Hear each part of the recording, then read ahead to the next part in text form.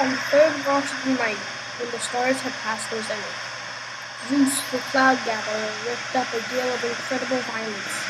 He covered land and sea with clouds, and down sped night from heaven.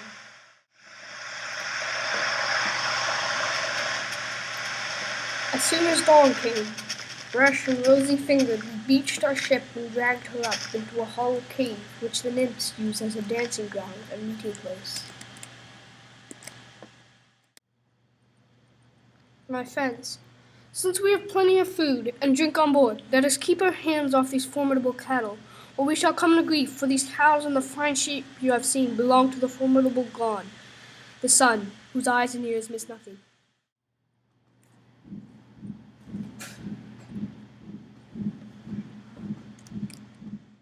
My strong-willed company accepted this. Now for a whole month the south wind blew without a pause, and after that we had nothing but the south and the west winds.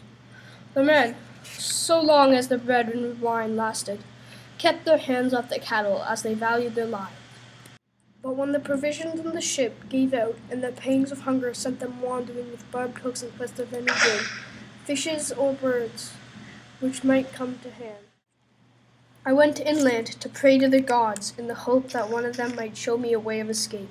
Sheltered from the wind, I washed my hands and made my supplications to the whole company of gods on Olympus. They then cast me into a pleasant sleep.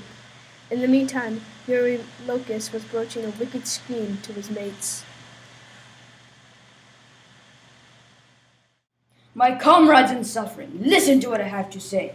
To us wretched men, all forms of death are abominable, but death by starvation is the most miserable way to meet one's doom. So come, let us round up the best of the sun's cows and sacrifice them in honor of the immortals who live in the broad sky.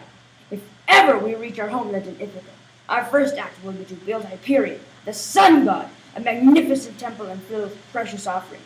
But if in anger at the loss of his straight-horned herds, he chooses to wreck our ship with the support of the other gods, I would sooner drown instantly in a watery grave than waste away by slow degress on a desert island. His ideas found favor with the rest, and they proceeded at once to round up the pick of the sun god's cattle. They had not far to go, for the fine cows with their broad foreheads and twisted horns used to graze in the neighborhood of our blue-prowed ship. The men gathered round the cattle and made their praise to the gods, using for their ceremony fresh leaves they shipped from a tall oak tree. Since they had no white barley on the ship, their prayers done, they slit the cows' throats and flayed them. They cut out slices from the thighs, wrapped them in folds of fat, and laid raw meat above them. And since they had no wine to pour over the burning sacrifice, they made libations with water as they roasted all the entrails. When the thighs were burnt up, and they had tasted the inner parts, they carved the rest into small pieces and spitted them on the skewers. Then it was that I suddenly awoke from my deep sleep, and I started on my way back to the vessel on the coast. Directly I came near my cursed ship, the sweet smell of roasting meat was wafted all around me. I exclaimed in horror and called out to the immortal gods, "Father Zeus and you other blessed gods who live forever, so it was to ruin me that you lulled me into that cruel sleep, while left to themselves my men planned this awful crime." A swift messenger, Lampeter herself, Lampeter of the trailing robes, ran to the sun god Hyperion with the news that we had killed his cattle, and in a fury he cried out to the immortals, Father Zeus and you other blessed gods that have lived forever, take vengeance on the followers of Odysseus, son of Laertes.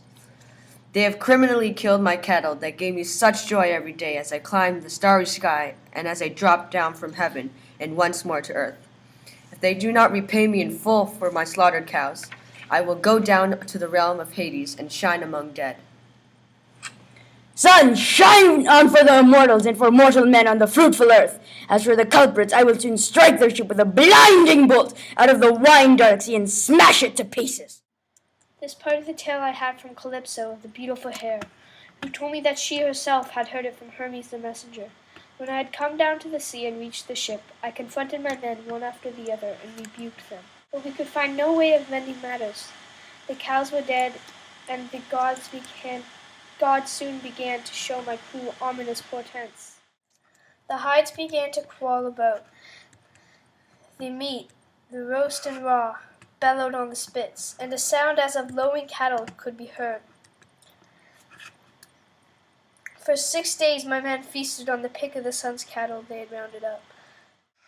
But when Zeus brought the 7th day, the fury of the gale abated, and we quickly embarked and put out into the open sea after stepping the mast and hauling up the white sail.